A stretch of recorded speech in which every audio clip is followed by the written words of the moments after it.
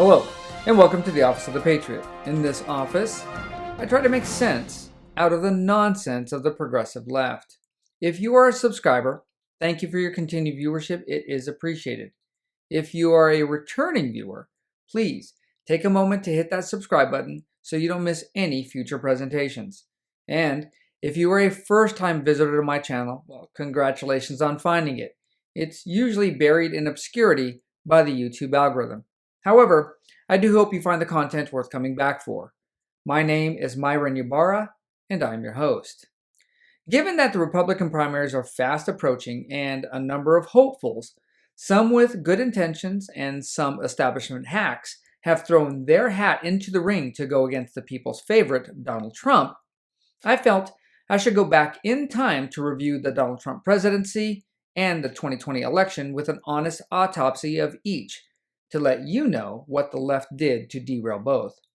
My hope is that maybe Mr. Trump will see the errors he made in the past that led to a Biden presidency, and as such, will avoid the most common definition of stupidity, which is doing the same thing over and over again, but expecting different results. But before I go any further into this presentation, I would like to get your take. Of the known Republican primary candidates, to include those who are sitting on the fence before formally announcing, who do you support going forward in the general election and why? Please take a moment to comment below. Before I dissect the 2020 presidential campaign, we need to look at the Trump presidency. That's where the first part of this autopsy should start. Donald Trump is the consummate businessman. It is his primary strength and at the same time, a political weakness. Unfortunately, this weakness was exploited perfectly by the Democrat Party. A businessman is a skilled mediator that takes people with opposing sides or views and finds equitable solutions for all parties. Unfortunately, Trump and the American people, he let his nature as a businessman blind him to the viper's den that is the Washington establishment. And he was seated right in the middle of that nest. These loathsome progressives use their political and bureaucratic positions to undermine the Trump administration by either virtue of direct opposition or subterfuge. Now, before you think that I'm beating up on Trump, I can assure you that I'm not. But in order to ensure that the same mistakes are not made again, we need to identify them.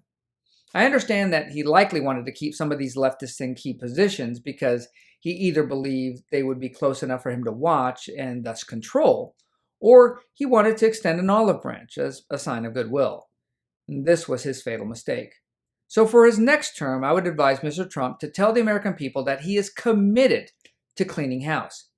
Anybody who is not on board with MAGA ideology will be gone. And this is especially true in his law enforcement departments. Political ideology has no place in law enforcement.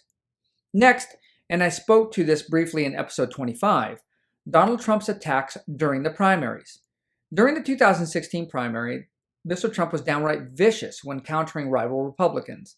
Like most Trump supporters, in some cases, I actually find it refreshing to see a presidential candidate shoot from the hip and call things like he sees them. But not at other Republicans, even though some of them deserved it, namely Jeb Bush and Chris Christie. So this part of the autopsy reveals that during the 2024 primaries, Trump should limit his attacks to deeds or lack thereof, and not necessarily the person. Those type of attacks should be for the 2024 general election and leveled at the one who deserves them, Joe Biden. Not that it will matter much. Joe probably won't understand that he's even being insulted.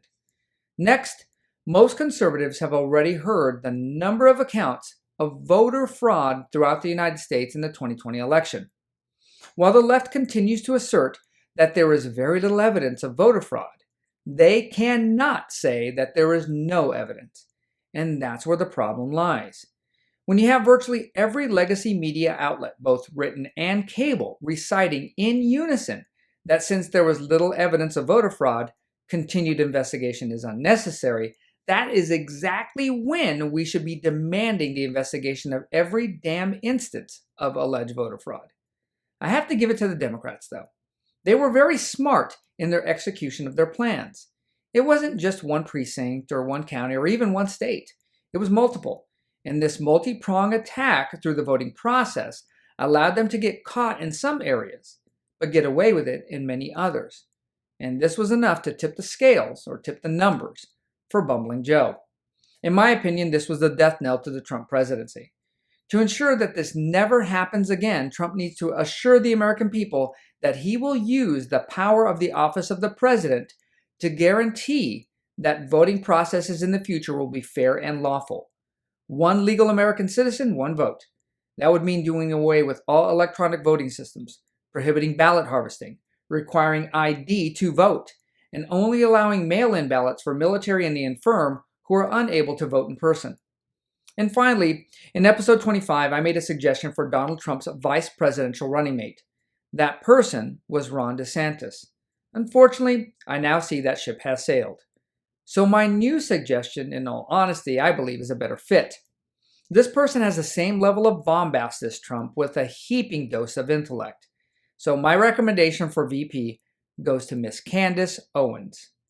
Donald Trump has a very long road ahead of him and a number of messes in a number of different aisles that are the United States. He needs to convince all Americans of his commitment to clean up each of these aisles. An unsecured border, a politically driven education system, another pointless war we have no business in, massive inflation, rampant lawlessness with no consequence, and a curtailing of free speech under the guise of hate speech. So there you have it. The autopsy of the 2016 presidency and the 2020 presidential campaign of Donald Trump, to include a treatment plan for the 2024 campaign and presidency. Given that my recommendations are posed as a treatment plan, some leftists may get on board for at least a few of these recommendations. They say, if you're going to dream, you might as well dream big. Well, this concludes today's episode of Office of the Patriot. If you enjoyed what was presented, please take time to smash the thumbs up button, subscribe, and share my channel on your social media. It is appreciated. And as always, have a great day and stay safe out there.